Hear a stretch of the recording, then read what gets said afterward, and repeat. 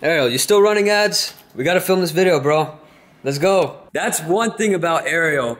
He's always running ads. I don't know what he's doing until like 5 a.m. every single day. He's on his computer, running ads, doing different things. He's dedicated. He's always going there. He's working hard and he's hustling to get to where he wants to be. What's going on, everybody? Tanner with another video. Hope you're all having a great day. Welcome to part 2 of this 3-video series where we're talking about Ariel's journey, sort of what he's learned, where he's gotten to, and some of the mistakes that he's learned from. So, as we promised in the last video, at the end of the video, we were going to show you the charts of his analytics of the past month of what happened with the Facebook payment issues and what happened to the store and where it was projected to go, and then sort of just what happened. I'll let Ariel talk about it a little bit more. So Ariel's going to pull out his phone and we'll look at it from there. So last video we showed the total amount of total sales, and now I'm going to show you guys the chart and kind of show what's happened over the past 30 days. So you can see it's kind of way lower over here. This is when I was first starting, testing a bunch of things, seeing what may do well. This is where I hit my first like kind of blow up with, ads, and I found the winning product, went up to 10K a day. Everything was going really well. Then my payment information had problems right here. And this was actually like a 4-day issue that occurred. And it really affected sales. You can see I was at 20K a day pretty much over there. Yeah, so you were estimating to keep going up, like your sales were going up and up and up every single day. And it was getting there, and you would have been... And this was a weekend too. So this would have been really, really good. We were hoping for 100K a day before Christmas, but... I mean, it's still possible, but this is pretty much the highest day that we've had so far. And actually, I had another payment info problem on the second day, which is why you can see a little bit of a dip at the end. It's not showing all the current information, but that day I had another payment issue, which is why it's starting to go down again. So instead of the trend line continuing to go up, I've had to deal with those few roadblocks along the way. So now that we have that out of the way and showed you guys the charts of what happened with the payment issues, we're actually going to be going onto my computer. I'm going to let Ariel take it over for a minute and show what he did. Well, first we're going to talk about general versus niche store for dropshipping. And then we're actually going to go onto my computer and show you guys, or Ariel's going to show you a little bit of some product research that he did, how he did it, and why the products either succeeded or failed, and how he figured out what to actually sell. So let's start that right now. When you first started your store, I didn't even know about it. You didn't tell me about it. You just sort of did it. What made you determine whether to make a general store or a niche store? So when I first started, I didn't really want to get too many people involved because I really wanted to learn it on my own, because I don't really see as much value in it if you're not really kind of researching your own things and kind of trying to see what you can do first without, asking for some assistance. So that's kind of what I did. I watched a lot of videos to determine whether I should do a general store or not. And I decided in the end to not really necessarily do a general store, but just kind of to test a few products on one store. So I guess it's considered general, but it's not like a big store with hundreds of products. So, I'm not trying to overload my store with a bunch of random products in order to try and get sales, because I didn't see that as being effective. So that's what I did at first. Got a couple products that I wanted to try out, put it on the store, made it look presentable, and go from there. And what happened?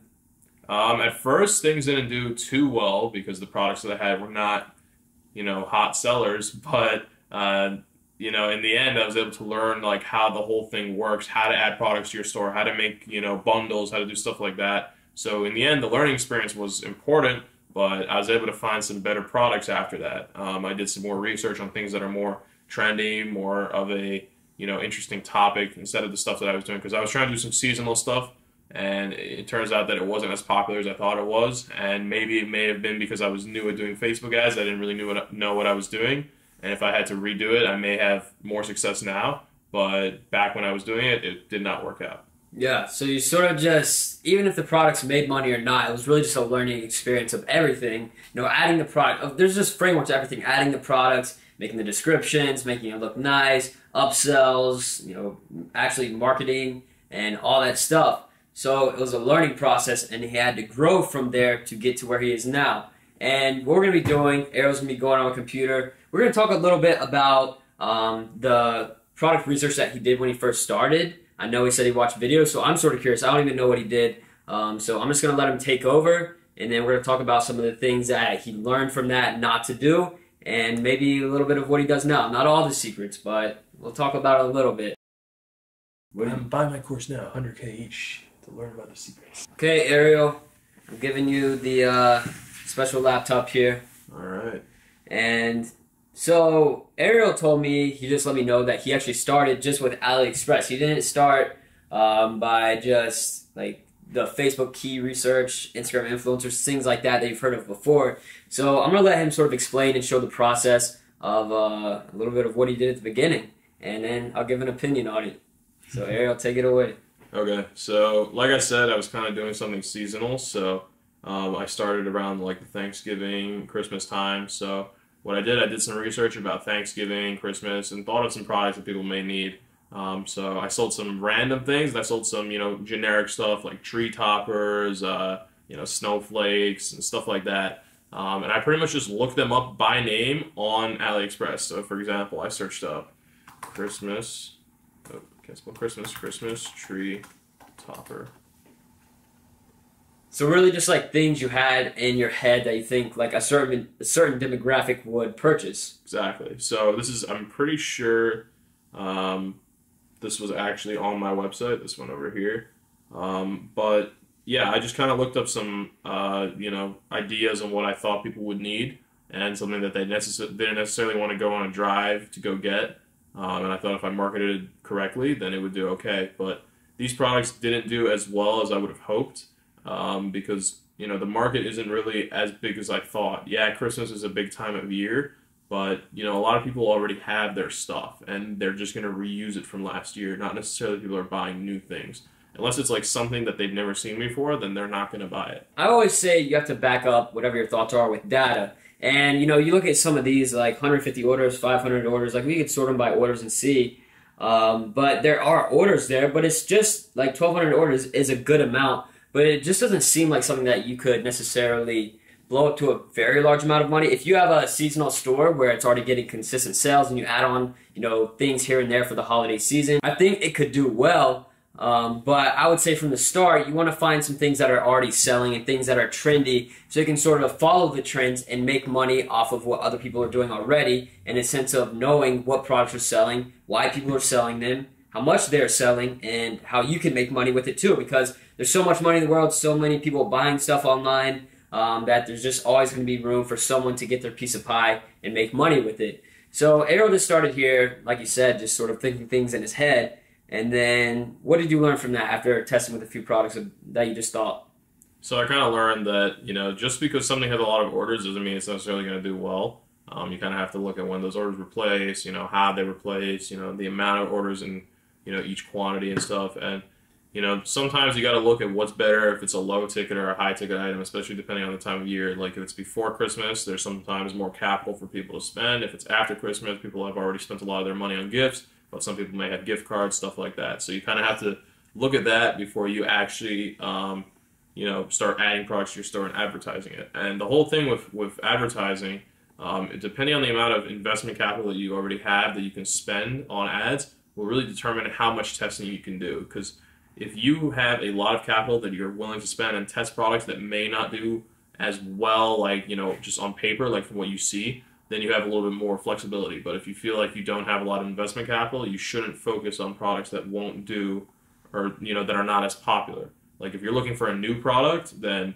it's going to be a little bit harder if you don't have that investment capital. So if you had to recommend to one person starting dropshipping or wants to start and, they don't necessarily care about moving fast with it and making money instantly, they're in for the long run, how much money do you think they should have? Because everybody has different opinions on how much money should start, and there's, of course, a lot of variables that go into it. But I want to know your personal opinion on what you think someone should start with.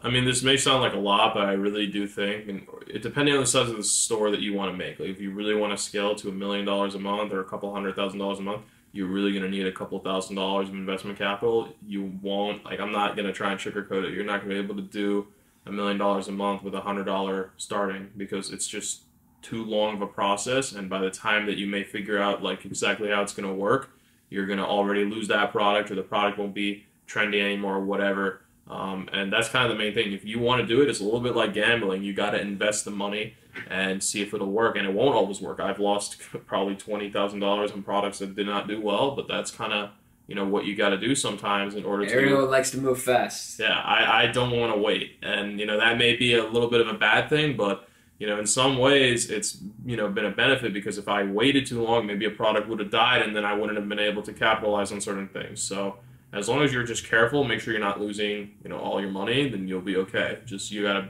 watch it and be very cautious on where you spend your money and how you spend it. So that's good to hear from Ariel, because a lot of people, like I said in the first video at the beginning, is just a lot of people sugarcoat things. They don't tell you all the realizations of it. I could say you could start with $500, which, some people can, but like you said, you're not going to be able to get to a very high point within a short time frame with that, because you need money to move. Like you said, almost 20,000 gone from testing products. And Ariel, he likes to set the high budgets, and because he just likes to test things, see if it works, if it doesn't, and get it over with. If he loses money on it, $1,000, he goes, finds another product that'll make that $1,000 back. He's someone that's dedicated to it. I don't see many people out there in any business, and just in general, where Ariel's just always on it, always working on it. He'd rather, we were just with George. George says, hey, who wants to come ride in the Lambo with me? I'm like, Ariel, you never want to go in the Lambo. You want to go in the Lambo? He said, no, I'm going to stay here and work. So me and George went out in the Lambo for a quick ride. Ariel stayed here and his ads, whatever he's doing, he's always doing it. But it's always good just to stay consistent and actually stay dedicated to something that you're devoted into, because once your money's into it, if you're not devoted, if you're losing money and that doesn't make you feel more motivated to go and make that back, then I don't know what can motivate you more, just because you don't want to lose money, whether it's $100, $1,000, $20,000. You don't want to lose that money. You want to make it back, or just not lose it in general. So really it's just about being cautious. And in the next video, we're going to be talking about some things about Facebook ads that Ariel has learned, some good things, some bad things, and Ariel's spending habits with big budgets, big limits, everything like that. So we will see you guys in the next video. Hopefully you enjoyed this. Make sure to leave a like if you haven't already, but I'll see you guys in the next video. Make sure to leave a like, comment, and subscribe. Peace.